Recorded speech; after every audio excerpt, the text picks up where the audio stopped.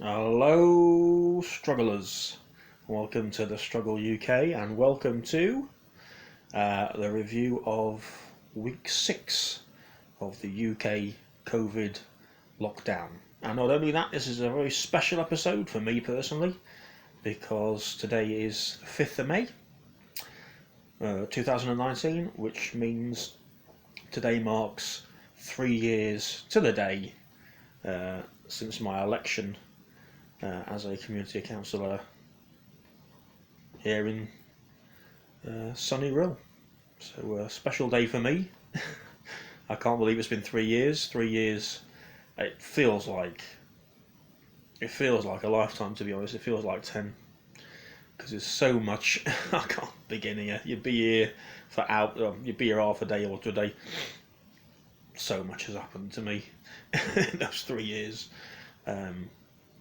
Yeah, I'd have to write a book, I think, both personally, in my sort of personal life, but also politically. I had no idea going into it how how vicious, how brutal local politics was anyway, amongst the sort of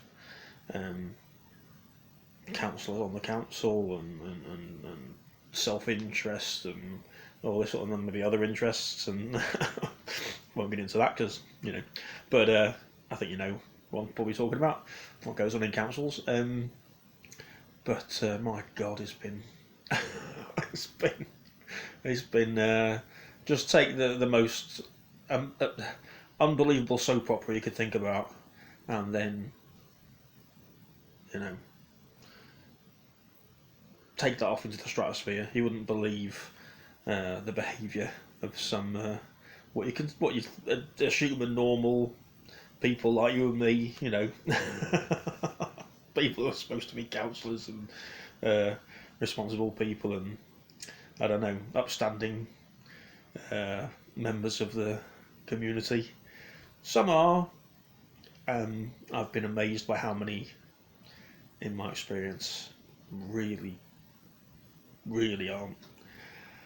I won't get into specifics or which parties I'm talking about, but I'll just say that 3 years ago I was elected as a Welsh Labour councillor, even though at the time, if you've gone back over my other videos, you've probably seen this at the time, the local sort of Welsh Labour group here of councillors made the decision, even though I was a selected candidate, not to put me on any of the not to put me on any of the election materials.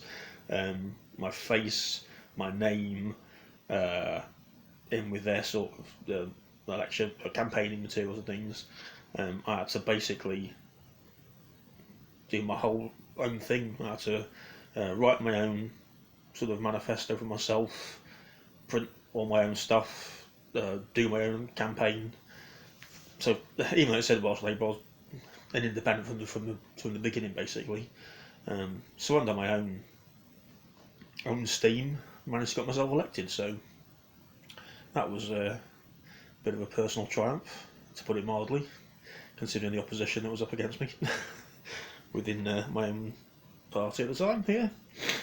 But anyway, I left Labour I think 2 weeks before the general election last year, again, which you'll know if you've seen previous videos, because I knew which way that was going, and I didn't want to be part of that, to be honest, really. But obviously still killed myself trying to keep the Tories out again for another 5-10 years, because I know what happened to me and my family and a lot of my residents that live here in this very poor part of Wales, with the previous 10 years of the Tories. And let's not forget, a lot of you know this, a lot of what the Tories have run with for 10 years and just perfected as far as destroying people's lives like ours.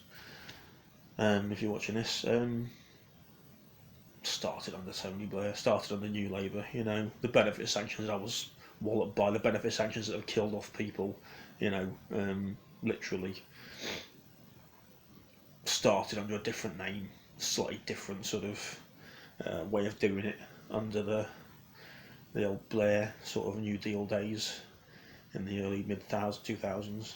I know I was there. I was on the receiving end, basically.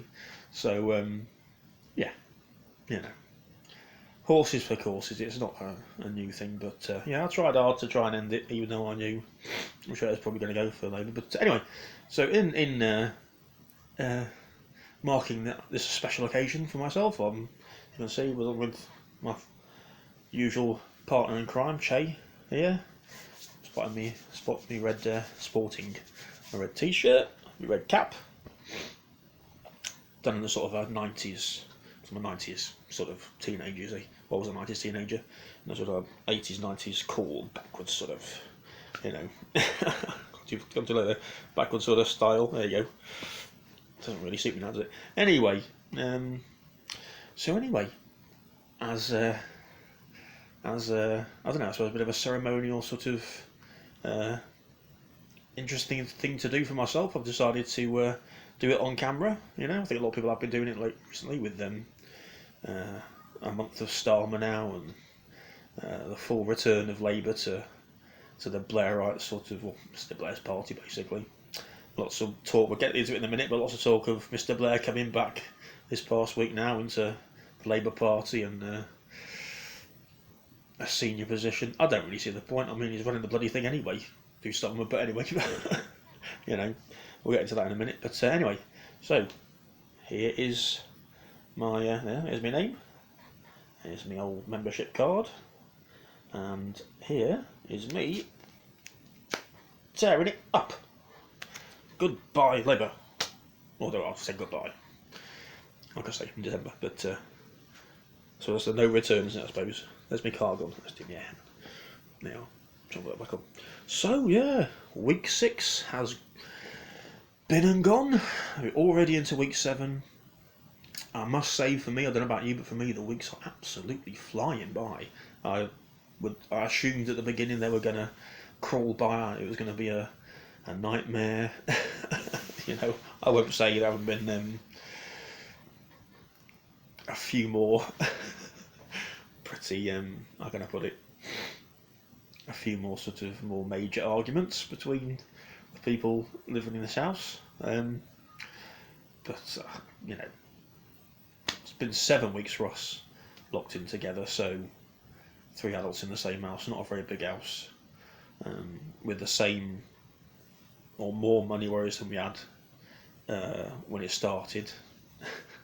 I've been trying to get jobs and work while this has all been going on. Even this week, just past, I had an interview that was supposed to be over Skype, but turned out to be on the phone. Well, ended up on the phone in the end because I couldn't get Skype to work. A few weeks before that, I had another interview with another company. So life goes on with a few changes, I suppose. But yeah, it's probably the same for you. You know, as much as you family members love each other and sort of get on, it's I think 7 weeks, 6 weeks locked in together, not knowing when this is going to sort of end is a bit much for anyone, I think. So yeah, and also this week, on a personal note, over the past week or so, the 2 weekends gone and the week between, I've suddenly had people in need of help as far as claiming benefits or claiming universal credit. What else? Sort of problems at home with neighbours and things and noise and all that sort of stuff, and the sort of stuff that I haven't really had for a while. Been quite surprised that it has been very quiet. It's a bit like the hospitals, the A&Es and things. Been very, very quiet, eerily quiet, and then all of a sudden, I think sort of 6-7 weeks into it now, or sort of 5-6 weeks into it, people have sort of started to reach the end of their tethers, started to run out of money, applying for a universal credit, ESA, things like that, trying to work out how to do that. So a lot more stress now, I think. They're starting to pile onto people, a bit more pressure, unfortunately. So could be happening to you if you're watching this. I'm still trying to get work. The irony is, of course, even if I get work, and I have got some work I think lined up when it finishes, whenever that is, and whenever I can get out, whenever that is, without taking a risk with my own health and those in my family, in the house, my family members. Yeah, if I do get work, when can I do it? When can I start?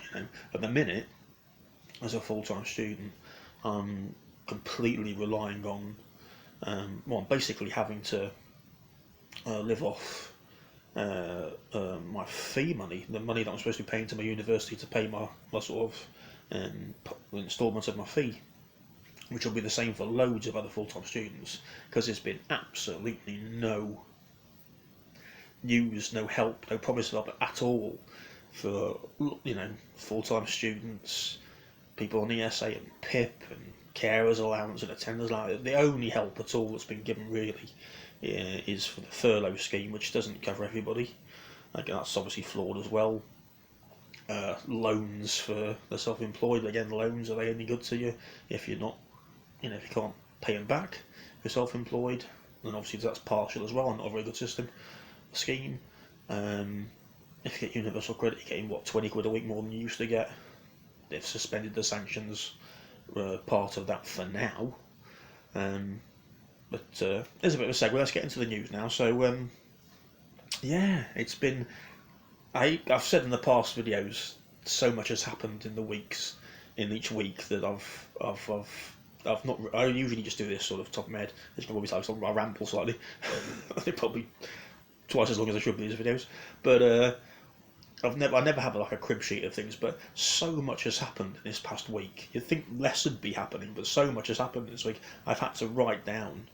The listeners have to sort of help my memory. And it's three A4 sheets full of stuff, to be honest. So so if I look down and you think, what's he doing? I'm just checking if I haven't missed anything really. So yeah,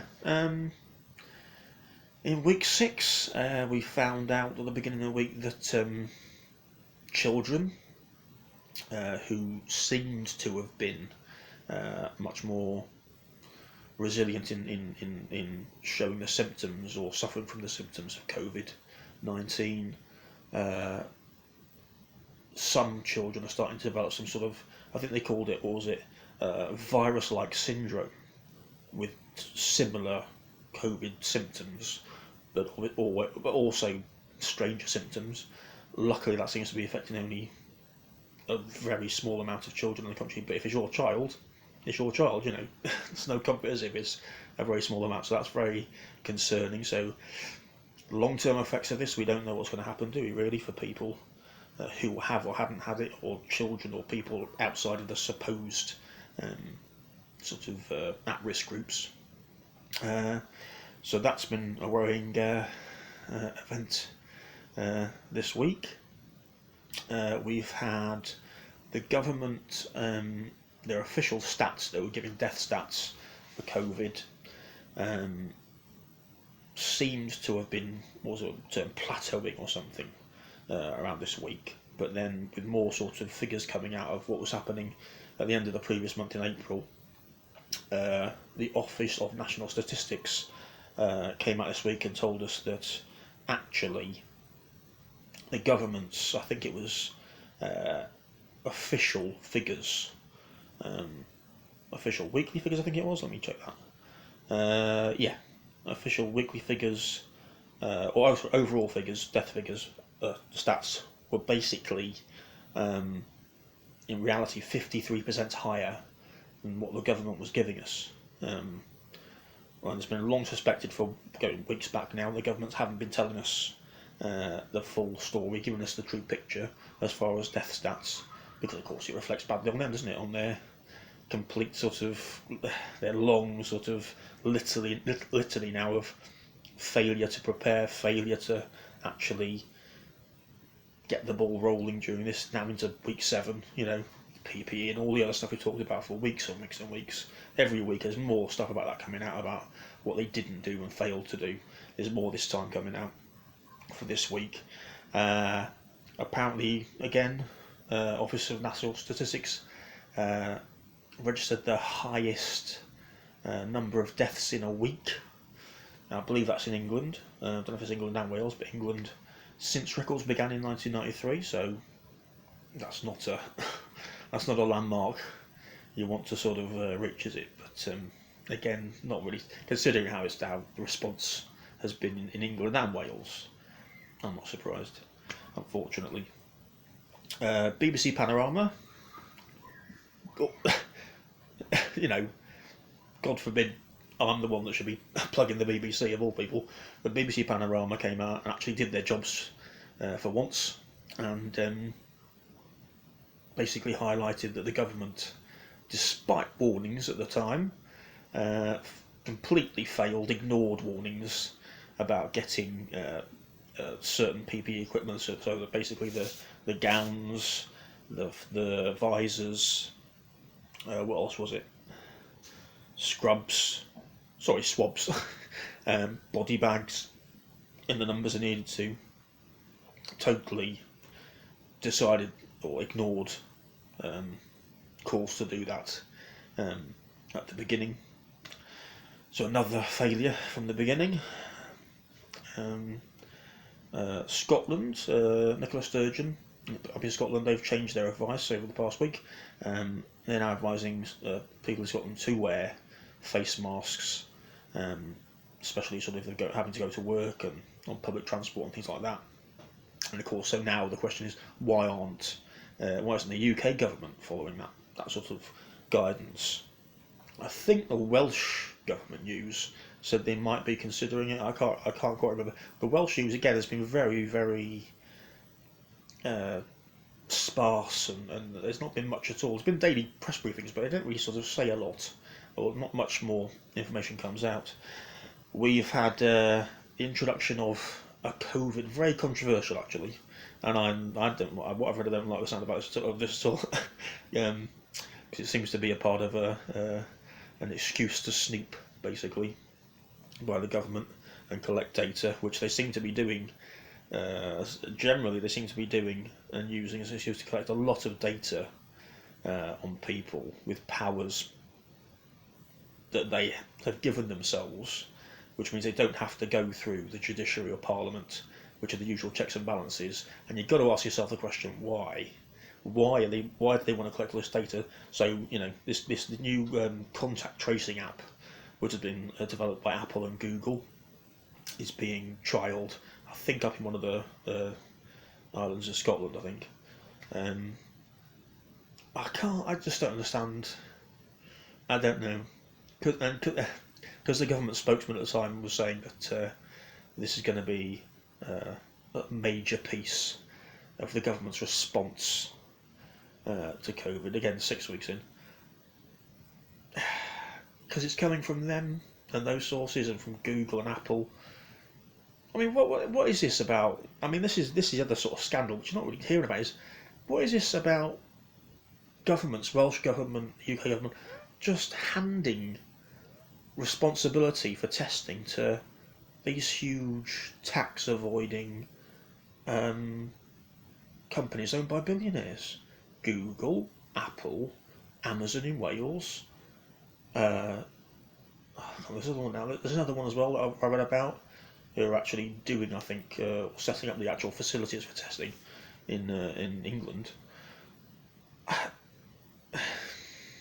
And then on top of that, and that's on top of the past weeks, of course, where big new FAT contracts were given out to Dyson and McLaren and others and JCB to supply, come up with new and supply new ventilators.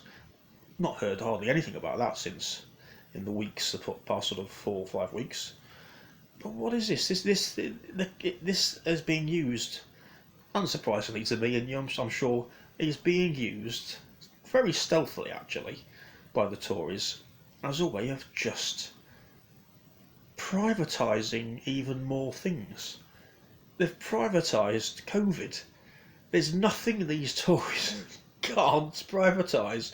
There's nothing. There's no situation, no crisis that these Tories can't turn into a bonanza for their billionaire tax avoiding buddies, pals, paymasters, mates. I'm trying to get on my soapbox. Well, I suppose I'm partly here doing these, but this video. But who again? The fourth estate, the media. Where are they on this? They're nowhere. No one's talking about it apart from the few independent journalists that can't get jobs because they won't give them jobs at the BBC and Sky and ITN and all of that, in the newspapers. Anyway, so that contact tracing app is being trialled. It seems, well, started trials last week. It seems already people are saying that have just, used it, that it's just a complete.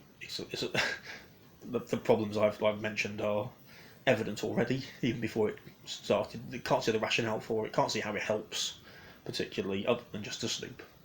So anyway, so that's another worrying development. Let's see what else. News this last week that in week 6 that around 18,000 cancer patients in England might die within the year, with all the treatment that's stopped. All the regular sort of, as you know, operations and treatments that would normally be going on in hospitals have stopped more or less. People are being told not to go to their doctors, not to go to A&E, so they've got empty doctors, empty A&Es, empty hospital wards, other than sort of COVID really on the whole.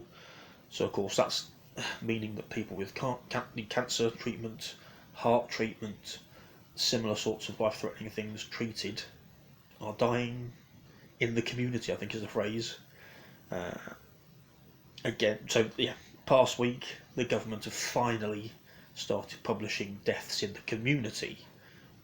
Deaths from COVID and deaths, COVID-related deaths, so people who have died in their homes because of heart attacks, of strokes, because they've got cancer, all sorts of things like that, where usually they'd be in hospital, usually they'd be in A&E being assessed, or in the rapid assessment units and things like that. So that's another huge scandal really, because I've just started to see public information forms from the government about going in to hospital, in Wales anyway, if you've got something serious going on with you. Again, not as much as you'd think. They're hardly moving heaven and earth. Let's put it that way. Again, in unprecedented global crisis, where nothing really like this has been seen before, the response is just baffling. The lack of response is just baffling to me personally. I don't know how you feel, but please comment down below. Baffling to me. In amongst all of this, Johnson's returned to work, of course. He's back at work doing the actual sort of daily press conferences and briefings. He's done one or two. He's had a baby this past week. Him and his, what's her name, Carrie Simmons, have had a baby. And of course, oh God, from the Sun and the Mail and the pictures were just sort of, the pictures out the rest were just odd of him sort of bounding up the stairs with a big smile on his face. On the same day that we find out that Britain has now got, in reality, the second worst death figures from COVID in the world, not just Europe. It's always trying to make out it's Europe by massaging the figures, but actually when you put them all together, community deaths, care home deaths, deaths in hospital, in reality was second only to the US. Very few people seem to be asking the question why still. They're being paid not to ask why, It's peer pressure as well. Don't ask why. You're not going to keep your job. Don't ask why you're not going to get the next job, for our so-called journalistic community. Great. A baby. Lucky kid. Lucky kid having that as a father, they were. So what else have we got? Including the care homes and community deaths. Government have yet again Hancock, the government. Again, at the same time, all this great baby news and all this sort of stuff. And Johnson giving his own story about his brush with death and how the NHS saved his life over the weekend. came out on the evening. Was it Sunday Evening Standard and the Sun? All this rubbish about I was near death. It turns out he was on oxygen, as we were told at the time, and at one point the doctors were saying it was 50-50 whether or not he'd go on to intensive care. So basically they put a tube down his throat with oxygen in it to help him breathe, because he was, sorry, that is not I nearly died. When you're in intensive care, receiving intensive care, fine, you nearly died. Being on oxygen, with an oxygen mask out of your face, sorry, I've had that, millions of people have. We didn't nearly die, because we weren't in intensive care. I mean, there's a logical process there, that's the thing about it. So, of course, it's spin, it's all this sort of spin, and then the baby as well. It's absolutely desperate. The Tories are desperate. Johnson's pressing them are desperate to keep him in as PM, of course. So there's all this shite they're pulling about, pray for Boris over the past weeks, and the baby, and all this sort of bollocks. And he's back at work, so now he can take charge of the response. Well, when's he done that? Because all we've seen every week is more and more evidence about the fact that he's totally failed to and chosen not to take control of the UK's COVID response, and that's his job. That's what he's bloody well paid for and elected to do. So, anyway, I digress. I digress. So yeah, apparently there was 100,000 per day testing target announced by Hancock the week before last, which well before the week was out, they realised they were going to totally fail to meet. Sort of have to admit it. Weeks and weeks and weeks ago, it was 250,000 a week, he announced, and then within a day, that was like, well, then we're not going to get that. So this is repeated broken promises, bonkers promises in numbers, and failures not to meet it. These are the people running the country. This is the health minister and the government who keep every week getting it wrong, lying to us, and then pretending it sort of never happened, even though they're on camera. It's just baffling, and they're getting away with it. Once again, the media are letting them get away with it on the whole. Just baffling. People are dying because of this, Hancock let GCHQ apparently gave GCHQ down in Gloucestershire more powers, extra powers to basically snoop on the NHS, gather information from NHS IT systems. Very bizarre. I don't know what that's all about. Seems like it's linked with this sort of, like I say, this suspect tracing app thing. So again, that's what's the word? Excuse to snoop. I don't know how that helps people's COVID recoveries or response to COVID. I can't see how it could. Might be being unfair there, but I just can't see how it could.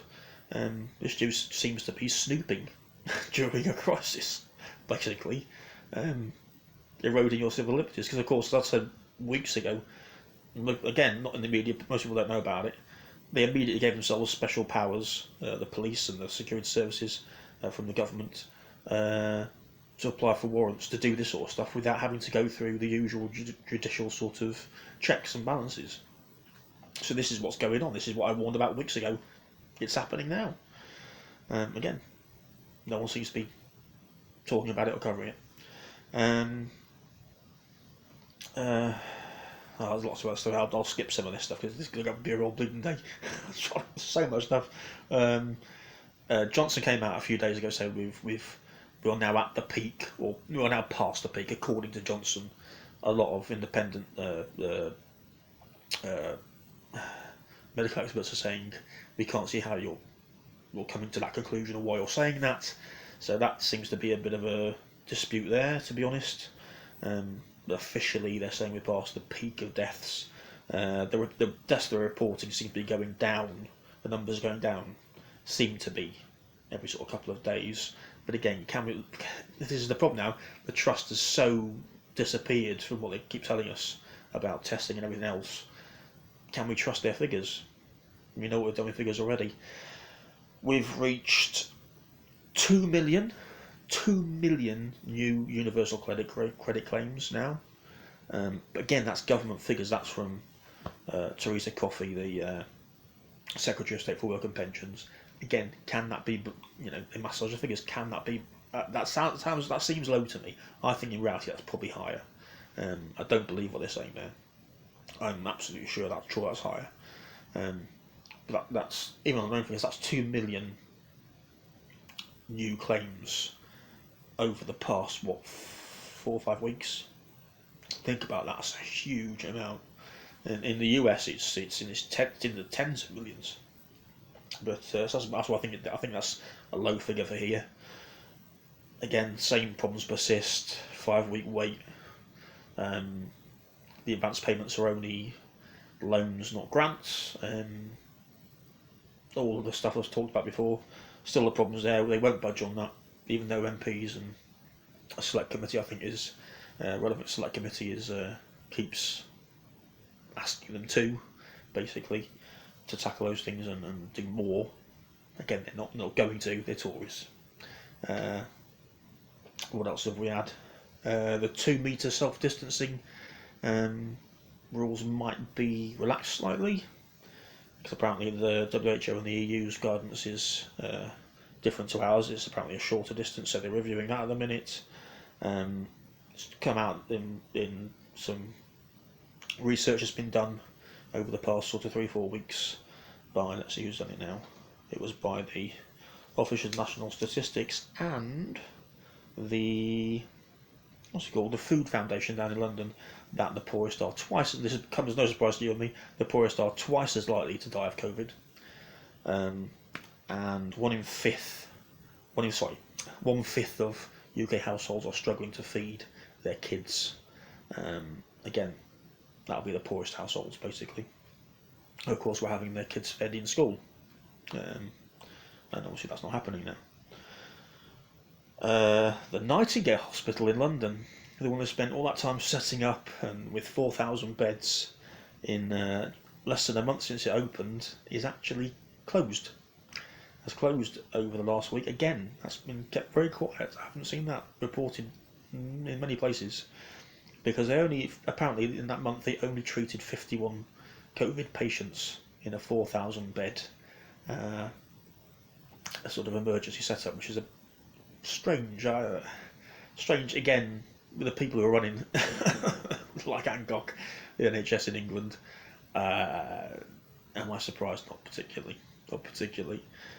And I think that's it mostly from the sort of usual news. Obviously we've got Labour again to finish off, to cap off this slightly longer than usual weekly roundup of the UK lockdown. So this week, Jenny Formby, this weekend just gone, who was the Labour chairperson of Labour, who replaced McNichol, who was in the report, the Labour report about people sabotaging Labour during the 2017 general election. He was sort of in charge of all that at the time, now Lord McNichol. But his successor, Jenny Formby, she's stepped down as chair of the Labour Party. Not hugely shocking news, to be honest. Starmer wanted her out. I don't think she wanted to stay. Now that Starmer's in charge, and the whole makeup of the entire sort of front bench for the Labour Party has changed, gone right back, fully Blairite again. What else? So Starmer, the word on the street is that Starmer wants Emily Oldknow as chairman. Problem with that is Emily Oldknow, who is now what is she now? Assistant General Secretary to Unison, was one of the sort of key people named in this leaked report about sabotaging the Labour Party during the 2017 general election, which meant Labour lost by only 2,500 votes. If they hadn't done that, it's very likely Labour would have been in government. So the response to all of this would have been probably completely different. all the warnings would have been taken seriously, warnings at the beginning.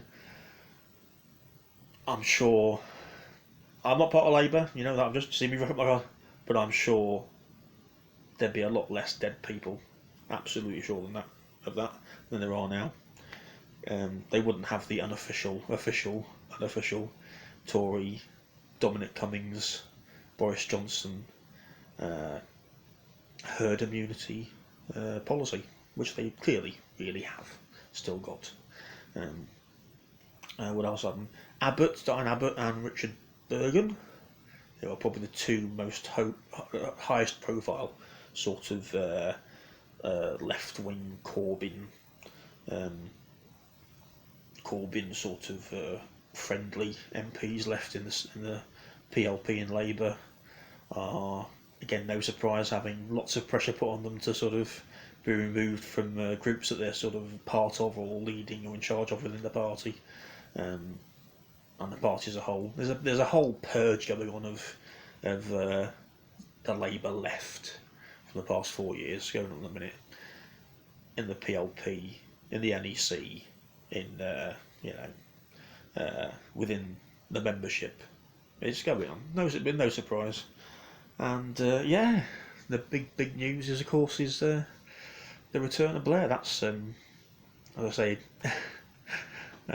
another hot news off of the press word on the Labour Street is that Mr. Murdoch and others are hoping for a political return for Mr. Blair, which I can see how that could happen. To be honest, I could see. My hunch would be, for that to happen, you'd have to have Johnson having to step down or being removed as PM somehow, which isn't completely out of realms of sort of reality, not total fantasy, because you will, if you've been paying attention, you will have seen the Mail particularly, who were actually busting £1 million worth of PPE over the past week to sort of show up Mr. Johnson, basically. And the criticism they've been giving him. Obviously, some of the moguls in the right-wing press have decided that they want Johnson gone because he's a bloody liability, which we all knew anyway. I mean, they must have known that. When the chips are down, he's a liability. He just hides, which is what he's done with this, which is what he did with the flooding. Remember when he ran into that big fridge during the election campaign because he didn't want to answer any questions about flood victims and why I hadn't gone to see them. So that's what he does. So they knew that, but now they're seeing it happen and people are dying because of it. It's becoming clearer and clearer every week in their own newspapers and all the others, and the evidence coming out. So the sort of scenario is he gets replaced with Gove or somebody. That means Gove, of course, or whoever it is, isn't the elected or wasn't the Prime Minister or the candidate during the general election, so that the 5-year fixed term election period doesn't run the full 5 years. We have an election before that, another general election. During that election cycle, Tony Blair runs again for Parliament, may or may not be elected. If he is, he's an MP within Labour, he can be, Starmer can sort of then raise him to the sort of shadow bench, basically. So that's I don't think that's completely out of out of the sort of in the realms of fantasy, I should say. I think that's entirely possible. So apparently there's lots going on behind the scenes of the sort of big Murdoch-owned TV companies and newspapers and things, where Mr. Blair's name and face is going to be brought up more and more over the next months and next year or so. You'll see him more on the television. They sort of slowly reintroduce him back into the public consciousness, so that you'll think, oh, Tony Blair's got a handle on all this. He knows what he's doing. Because it wouldn't be hard to do, would it? Starmer's hardly kicking against the traces, is hardly putting in a barnstorming performance of holding the government to account. Today it was what was it? Starmer asks for a government of consensus or something like that about how to lift the restrictions. I'm thinking, what does that mean? What does that mean? What does that mean? I'm your poodle, Boris. shorten my leash, my collar's not tight enough. I mean, what does that mean? I mean, the gobbledygook, the meaningless babble that comes out of his bloody mouth, at best. So anyway, gosh, 40 minutes, so I'll put out your misery. Nice to see you. Here's to week 7, which we're already in. Try and stay sane, try and stay safe, and I'll see you next week. And ciao for now. Ciao for now, strugglers. Take care.